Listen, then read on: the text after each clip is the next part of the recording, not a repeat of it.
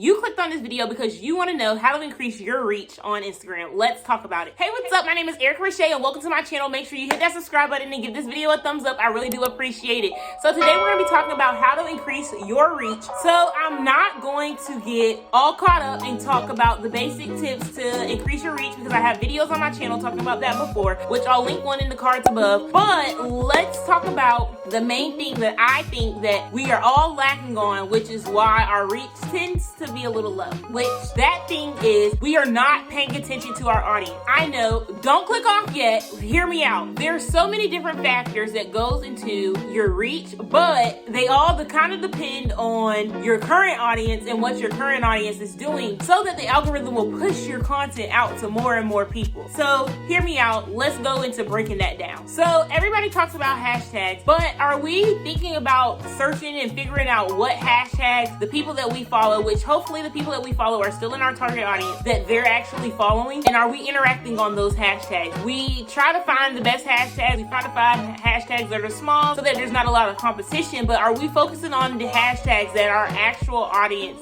uses? Are we using those on our posts? Are we commenting on the posts on those? Are we showing up on the explore page for those? Because if we are, then your reach is gonna explode because that's where your target audience is at. So you want to focus on the audience that you have and go do some research on their page and look to see where can you find them, what hashtags do you see them using, what hashtags do you see them following, where do you see them interacting the most at. So yeah, you want to make sure that you are checking the hashtags that your followers are using. The next thing that's really important when you're trying to increase your reach is creating content with your audience in mind and what they want to see and what they want their people to see, right? And so what does that look like? That means creating valuable content that is shareable. Shareable content, because the more I can get people to press that little envelope, the more people are going to have eyes on my page. Somebody that never probably had the opportunity to see my page before will now have eyes on it because one of my followers are now sharing it with theirs. So you have to make sure that you are paying attention to your audience so that you can create that valuable content, which I have a video talking all about how to create valuable content, which I'll link in the cards above. But you want to make sure that you are making shareable content so that the reach just comes to you, right? So that's making sure that your posts are using colors that everyone feels comfortable with sharing on their stories, making sure that you're providing value that your ideal audience could find valuable enough for them to share with their friends or with their audiences. So you want to make sure that you are doing what you need to do to make your content as shareable as possible. Here's a pro tip. Here's some helpful things that are super shareable content. So things like quotes, things that are trendy, memes, because I be in everybody's group chat dropping a meme, okay? Those are all super shareable things. So you want to make sure that you include those into your content strategy so that you can increase your reach. Because again, the more people that send your content, that share your content to somebody else, your reach is going to increase because that's more eyes that are going to be coming to your content. That's how stuff go viral. Y'all thought just memes went viral magically? It was Leprechaun. No, it's somebody else was sharing it and then they shared it to somebody else. It's a chain effect. It's like those nasty chain letters that we all hate. Now this is one that a lot of y'all be messing up on. Y'all are not keeping your audience's attention, right? So you're making a carousel post, but the carousel has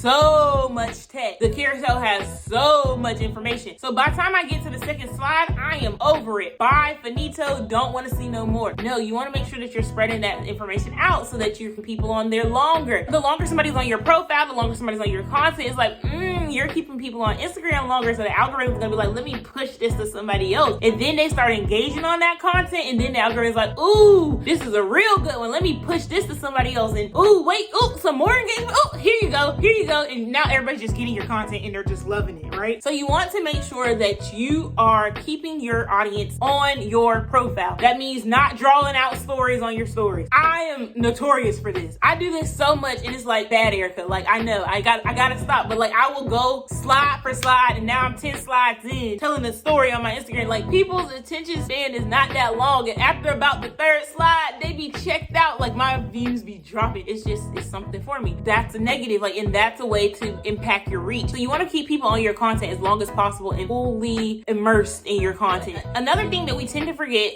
is talking to our audience in our captions. We put all this information in our captions, or we make cute, funny captions or whatever, and then we don't add no call to action, we don't add no nothing. is just a caption. No, you want to make sure that you are talking to your audience in your caption because you want them to engage back, because the more that they engage back with you, the more likely Instagram is going to push that piece of content out, especially on the hashtags that you use. The higher engagement you get from your homepage, typically if you're using credible, good hashtags, eventually the higher engagement you'll get from your hashtags as well, which will increase your reach numbers. So that means more and more people are going to be starting to see your content. And then you know what that means? When you start seeing an increase in the reach, that typically means that the increase in followers are coming very soon. So you want to make sure that you are using your captions as a place to foster and start to build conversations so that you can get those comments and things in, or those conversations in the DMs or whatever. Another thing that I think that we tend to forget when it comes to fostering our audience so that we can increase our reach, like we're posting at what times work for us, but we're not looking and seeing what times work with best with our audience. So we get off of work at 5:30, we get home at 6 o'clock, and so we're ready to post at 6:30. But what if all of your audience or your target audience is more online on their lunch break at 12 than when they first get home because they have kids or something like that, right? Just because it's more convenient for you does not mean that it's convenient for your audience. You want to make sure that you're reading your insights and figuring out what time is most of your audience online. That could also really expand your reach, because now more people are able to have that opportunity to see your content while they're actually online than the hopes of them seeing it tomorrow when they get online. So you want to make sure that you are reading your insights so that you can see what time your audience is more online. Now, if your lunch break is at 11, but everybody's online at 12, so you can't really post, that's when it comes time to start having like scheduler naps and things like that, which we can talk more about. Just leave me a comment down below and I will be glad to answer any questions about scheduling naps and my favorite, which actually I think I have a video somewhere on it. If I can find it, I'll link it. But yeah, so you want to make sure that you are reading your insights and that you are taking that information and utilizing it to increase your reach, because it really will tell you pretty much everything you need to know. But that's all I got for you, so make sure that you give this video a thumbs up. And before you go, YouTube recommends that you check out these two videos right here. I definitely think that they will be a great one for you, especially that top one. So I will see you in the next one. Bye.